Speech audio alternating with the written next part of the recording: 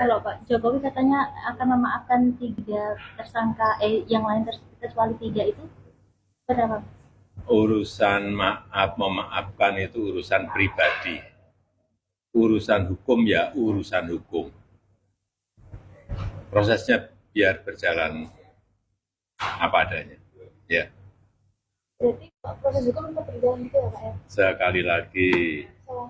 urusan maaf memaafkan itu urusan pribadi.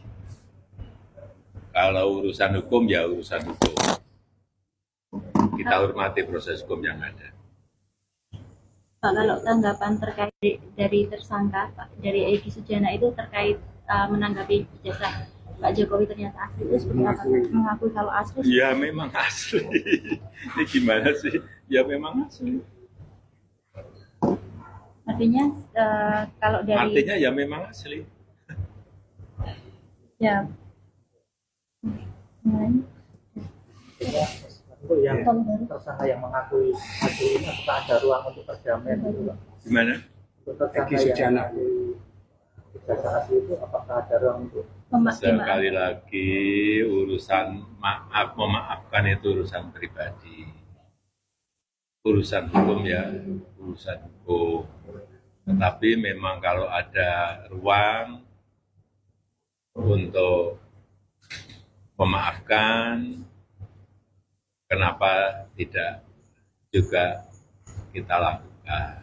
Tapi sekali lagi urusan maaf memaafkan itu urusan pribadi. Urusan hukum ya urusan hukum. ada rencana datang ke persidangan? Ya kalau diminta oleh Yang Mulia Hakim, saya akan datang, terutama untuk menunjukkan ijazah asli dari SD, SMP, SMA, sampai S1. Akan saya tunjukkan semuanya. Nggak ada hujan, nggak ada angin nih. Tahu-tahu keluar akan memaafkan kecuali 3 orang. Nah, baru setelah itu adalah konpres di sebuah rumah makan Aceh. Ya, judulnya Aceh apa gitu ya, di Solo gitu. Nah, kalau pendapat saya, Mas Refli, ngapain minta maaf atau ngapain maaf dia? Gak ada gunanya dan sama sekali kalau saya tuh nggak butuh maafnya dia. Dan ngapain juga tiba-tiba dia bilang-bilang minta maaf. Istilahnya anak sekarang nggak butuh maafmu, ya gitulah. Ngapain juga tiba-tiba bilang-bilang maaf? Itu hanya untuk mencari simpati atau mencari pendapat dari masyarakat aja. Udah gitu aja. Jadi nggak ngaruh. Ya.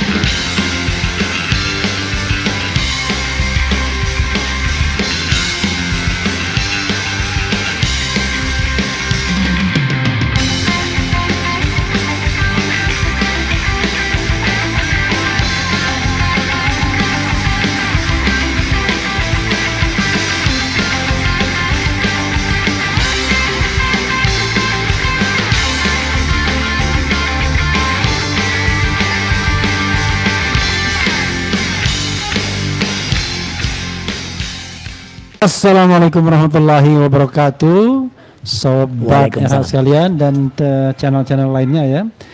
Jumpa lagi kita di channel yang keren ini. Keren.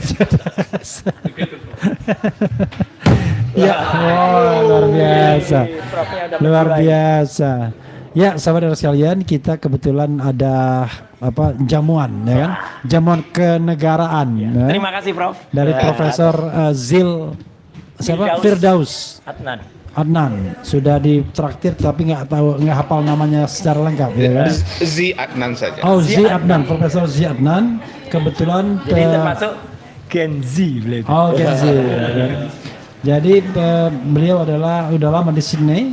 Kalau kita bicara Sydney kan kita ingat UTS ya kan? Tetapi kita tidak bicara UTS dulu tapi bicara mengenai hal terkait dengan permaafan.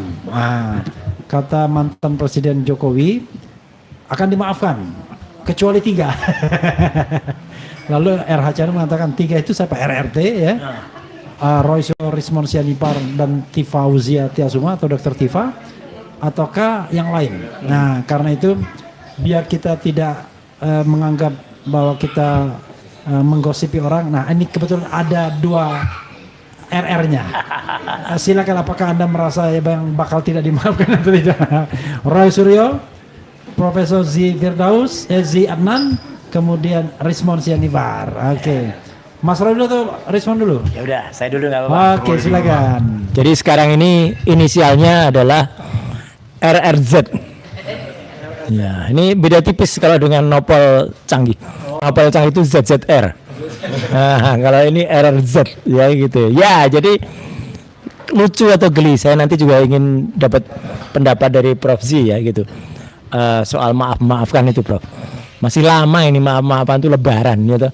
Kok tiba-tiba ada yang, kalau istilah anak muda, ini jangan sakit hati loh. Anak muda itu istilahnya apa? Banci kamera. Ya iya, ada orang yang banci kamera senangnya pansos. Gak ada hujan, gak ada angin. Tahu-tahu katanya ini wartawan tanya. Gimana bisa wartawan tanya? Wartawan tuh nggak tanya sebelum dia keluarin statement sendiri. Jadi harus diingat, awalnya itu ada sekelompok termulnya Bara JP datang ke rumahnya. Dipimpin oleh siapa itu ya, orangnya agak gemuk itu. Kemudian tahu-tahu keluar, nggak ada hujan, nggak ada angin nih. Tahu-tahu keluar akan memaafkan kecuali 3 orang. Nah, baru setelah itu adalah konpres di sebuah rumah makan Aceh. Ya, judulnya Aceh apa gitu ya, di Solo gitu. Nah, kalau pendapat saya, Mas Refli, ngapain minta maaf atau ngapain maaf dia? Gak ada gunanya dan sama sekali kalau saya tuh nggak butuh maafnya dia. Dan ngapain juga tiba-tiba dia bilang minta maaf. Istilahnya anak sekarang nggak butuh maafmu, ya gitulah. Ngapain juga tiba-tiba bilang maaf? Itu hanya untuk mencari simpati atau mencari pendapat dari masyarakat aja. Udah gitu aja. Jadi nggak ngaruh. Ya. Mau maaf atau maafkan nggak ngaruh. Itu dari saya. Oke, memang agak aneh juga karena pasal colongan juga sebagai lawyer kan. Ya. Jadi sebagai lawyer RRT saya juga mengatakan ngapain ini maafan, karena yang disangkakan itu kepada beliau tidak hanya soal pasal delik aduan, tapi delik umum juga. Kalau normalnya kan delik umum tidak tergantung maaf atau tidaknya dia. Kalau delik aduan menurut saya prosesnya sudah lewat juga.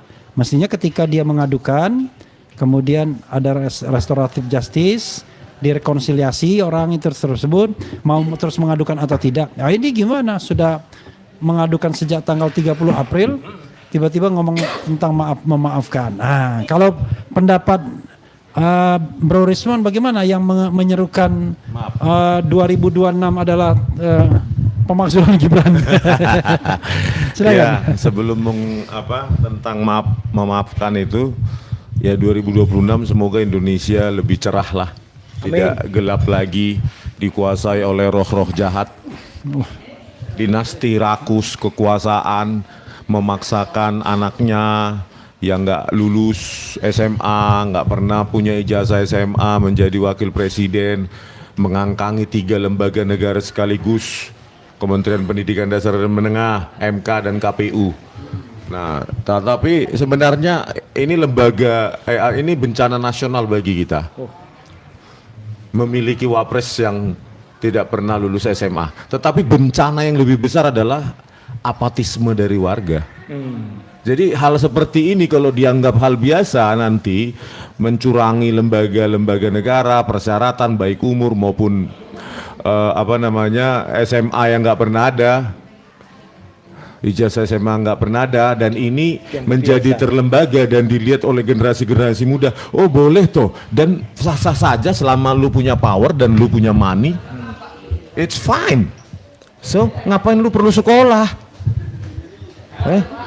Kan begitu. Jadi ini kan mentalitas. Jadi kalau banyak sekali saya lihat pengamat politik di televisi itu seringkali mengeluarkan statement apologi, ya kan? Apologi. Bagi saya ijazah Jokowi udah selesai.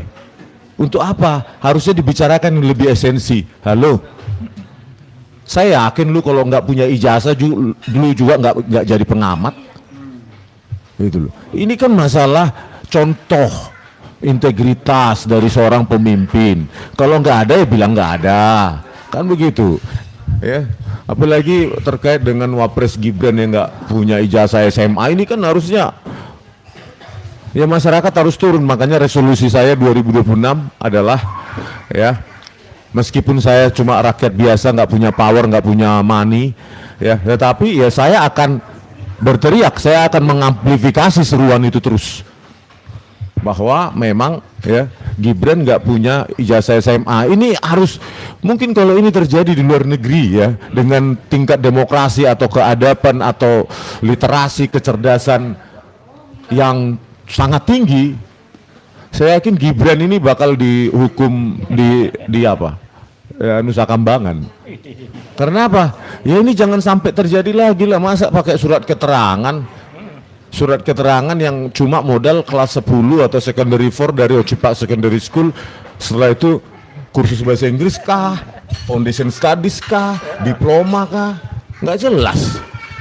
Ya, tetapi pengakuannya sih diploma. Dan pendidikan tingkat awal plus kelas 1 SMA, masa SMK. Nah, oleh karena itu kita nggak punya harapan lagi sih dari lembaga-lembaga yang seharusnya mengawasi jalannya pemerintahan seperti DPR lah, atau apa lagi yang ad hoc itu apa tuh Bang? Entah apalah itu ya, yang mereka dibayar tiap bulan dengan gaji kita untuk mengawasi jalannya pemerintahan, integritas DPR, pemerintahan. DPD. DPR, DPD, apa lagi? Macam saya nggak tahu Bang, tata negara itu. Oke. Yang pasti mereka sekarang hidup di bawah kasur. Oke. Di bawah kasur, di bawah meja, yang penting gaji 3 bulan, ada proyek, ada markup segala macam. Ya, kita sendiri. Jadi pemirsa ya, 2026 kita fokuskan energi kita untuk membuat langit Indonesia menjadi cerah, ada harapan baru bagi anak-anak bangsa. Ya, jangan memiliki pemimpin yang gampang berjanji, enteng sekali menjanjikan 19 juta lapangan pekerjaan, ketika diminta janjinya itu ya dengan enteng. Ya, bicara tentang AI, coding, blockchain, kripto, itu aja diulang-ulangi di 100 kesempatan. Ya, oleh karena itu ya, kembali ke masalah maaf memaafkan. Apa urusannya maaf memaafkan? Anda yang memulai ya Anda harus mengakhiri. Gitu loh. Apalagi Anda yang melaporkan dengan pasal 32, 35 Pak Jokowi. Itu ancaman bukan main-main tuh bagi kami. Ya, mungkin bagi Anda itu main-main karena Anda punya power ya, masih sisa-sisa power, apalagi anak Anda itu wakil presiden masih, dan money, dan semua itu kami tidak punya. Ya. Tapi kami masih punya Tuhan, penguasa alam semesta ini yang jauh lebih besar daripada kau. Ya, walaupun saya bukan orang religius, tapi hukum alam itu diatur oleh kekuasaan supranatural yang kau sendiri hidup di dalamnya. Kalau ngomong begitu religius itu artinya. Ya tapi Bang, Kalau bawa Tuhan itu religius artinya. implementasi Bang, bahwa ada kekuasaan supranatural yang kau sendiri nggak bisa lihat, dan selama ini kan kita kan dianggap itu bahwa kita yang bohong. Atau polisi kemarin waktu gelar perkara khusus kan setengah protes. Bukan kami. Pasal 32 semua 6 pasal itu mulai dari laporan awal tercengang kita semua. Kami kira proses pengembangan penyidikan yang membuat laporan. Ternyata Joko Widodo sendiri. Jadi apapun yang keluar, statement apapun yang keluar dari Joko Widodo bagi kami seperti angin lalu lah. Ya, dia mau ngomong apa aja itu nggak ada konsistensi. Ya, mulai dari Pak Kasmujo, SMK dan lain-lain, maaf, apalagi pasal. Saya hanya melaporkan peristiwa, padahal pasal juga nama juga. Jadi oleh karena itu kita kan sama-sama belajar. Belajar apa itu? Pola. Ya kan, pattern. Kalau orang selalu inkonsisten, siapa yang mau percaya? Kan itu, ya. Jadi ya Anda yang memulai, Anda yang harus mengakhiri, dan datanglah ke sidang sidang di PN Solo Jadi, maupun sidang yang mengkriminalkan kami, memidanakan kami. Jangan sampai Anda nggak datang ketika Anda menggunakan pasal 32 dan 35. Ya, bisa jadi nanti rakyat marah dan memanggil paksa, menjemput paksa Anda dari Solo. Gitu loh. Karena apa?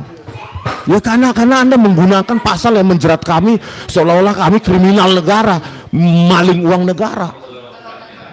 Ya. Bahwa Anda pakai pengacara-pengacaramu yang segala macam itu, padahal seharusnya jika ijazah Anda asli, ya nggak perlu pakai pengacara, nggak pakai relawan, pakai ini itu tanpa laporan. Nih rakyatku, aku punya bukti otentik, ijazah otentik, selesai masalah. Tetapi Anda bayar semua itu pengacara itu, Anda bayar semua relawan itu, ya, Anda bayar semua reuni-reunian untuk meyakinkan publik yang sekarang tidak mungkin lagi diyakinkan, ya. Karena apa? Satu saja keterangan Pak Kasmujo membantah bahwa dia pernah membimbing skripsi maupun membimbing akademik Anda, itu sudah menggugurkan semua relawan, pengacara, reuni-reunian dan lainnya. Itu Bang. Anda galak sekali seperti Pak Kasmujo, bolak-balik. Ya. Jadi bagaimana Pak Kasmujo, sehat kan sekarang? Sehat. Lihat itu Pak, kenal nggak Pak? Sebenarnya kenal nggak sih sama Pak Jokowi? Gajah Mada ini agak tersandera nih Prof, gitu loh. Tidak bisa memberikan kata-kata yang benar atau kata-kata yang sejujurnya. Padahal mesin AI, ya bikinan UGM kebanggaannya, LISA, Lean Intelligence Service Assistant-nya itu sebenarnya sudah menjelaskan siapa dia sebenarnya, atau dia tuh lulus atau tidak. Itu sudah ada jawabannya. Jadi justru malah karena ketidak perfekan ya sikap dari Gajah Mada dalam arti universitas, itu malah yang tadinya dulu tuh sumpah amukti palapa oleh Mahapati Gajah Mada itu mempersatukan Nusantara, ya karena pakai IKN ada Nusantaranya. Sekarang justru ini ilmu cocokologi nih Prof, ya itu justru sekarang Gajah Mada menjadi persoalan. Dan tadi Prof menyebut dulu ada kerajaan namanya Kutai, Kartanegara. Jangan Kutai. Nah, kita harapkan Kartanegara bisa mempersatukan kita. Ya. Jalan Kutainya tidak. Jalan Kutainya tidak. Nah itu, jadi antara Jalan Kutai dan Jalan Kertanegara. Nah ini yang harus kemudian, ini filosofinya tinggi banget ini ya. Itu kalau dari saya itu Mas Refli. Iya. Coba, mungkin Risman mau bikin posting lagi. Ini live ya. Pas banget ya. Iya. Yang satu di Kutai, yang satu di Kertanegara. Betul. Aduh. Ini kebetulan yang sempurna itu. Iya. Wah. Jadi Profesor sih jangan nggak tahu nih. Jalan Kutai itu apa, Kertanegara itu apa. kalau bagi saya definisi riset Indonesia disetting dari nol. Nah, Dari nol semua.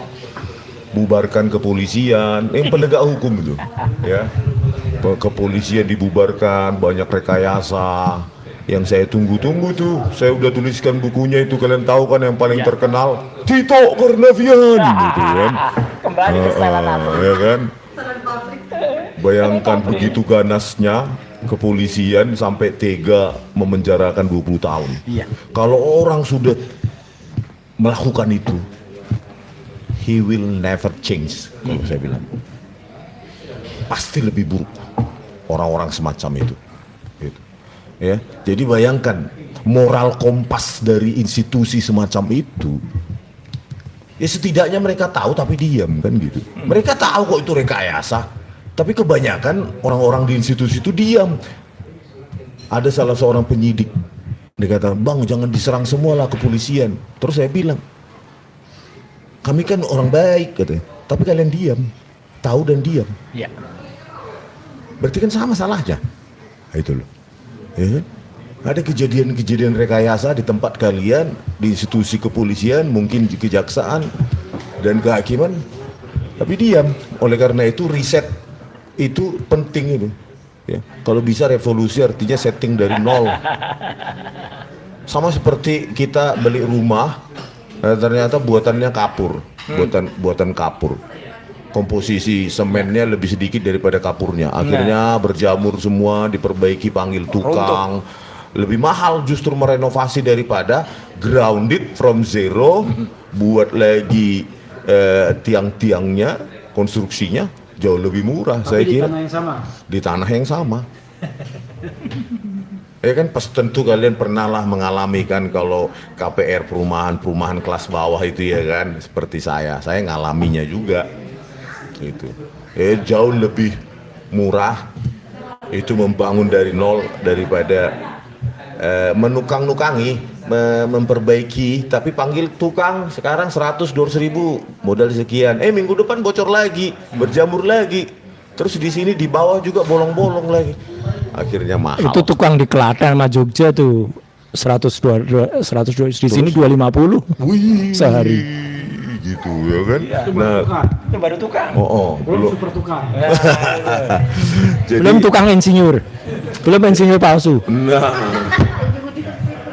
saya kira ada gini ya. Kalau saya dulu belajar sistem tak linear ya, non-linear mathematics atau non-linear statistics ya, atau non-linear sistem itu untuk menuju kestabilan baru, dia transisinya itu chaos memang. Dari state status quo 1 ke status quo 2 tidak ada jalan lain selain chaos memang. Itu sistem tak linear, kayak pelajari seperti itu, Prof. Tidak ada cara transisi dalam sistem tak linear, tidak ada cara menuju dari kestabilan 1 ke kestabilan 2 selain chaos. Nah, untuk supaya jangan saya jauh-jauh, nanti saya dikenakan pasal 160, padahal itu sistem tak linear ya kan. Jadi saya bilang chaos, udah mulai tuh si Rismon itu katanya. Padahal kalau mereka buka buku non-linear system ya memang begitu. Gitu loh. Ya. Nah, terkait juga dengan bantahan kami dengan buku JWP, ayolah Pak Polisi, kalau memang buku JWP itu enggak ilmiah, tolonglah 20 ahlinya itu yang dipanggil itu mengkompilasi opininya, pembuktiannya, bantahannya dalam sebuah buku, dan itu harus dibaca semua orang seperti buku JWP itu. Salah satu ahlinya konon ngaku dosen UGM ya. Padahal hanya tercatat yang Marga Sinambela itu kan. Iya, itu padahal kata profesor asli dosen UGM. Iya, ya dia tuh satu hari pun nggak pernah jadi iya, dosen. dan pernah UGM. di salah satu TV, nggak usah disebut TV-nya Ainus ya. Nggak usah ya. Nggak usah lah Ainusnya disebut. Rakyat Joshua Sinambela itu kan. Iya. Nggak usah disebut lagi. Iya, karena dia bilang saya ditanya saya tidak tahu dari mana Anda ditanya Aiman mengatakan itu asli. Iya, ditanya Aiman waktu itu, Anda dosen UGM ya? Diam aja. Itu Ternyata setelah saya konfirmasi ke dosen saya, Iya. tidak pernah satu hari pun menjadi dosen UGM. Masih mending saya dong. Pernah. Saya pernah CPNS-nya UGM dulu. Iya, Cuma dia pernah menjadi satu kali narasumber, entah itu pelatihan maupun apalah begitu, non formal. Iya. Itulah Sinambela itu. Meskipun ini perlu nanti ada orang bilang, ngaku-ngaku iya, meskipun saya akhirnya PNS beneran di Institut Seni Indonesia. Jelek-jelek begini dulu saya sekretaris jurusan loh. Dan 10 tahun diisi itu. Jangan bilang jelek, Mas. Dan 10 tahun juga ngajar fotografi di UGM, kodenya SPC 212P.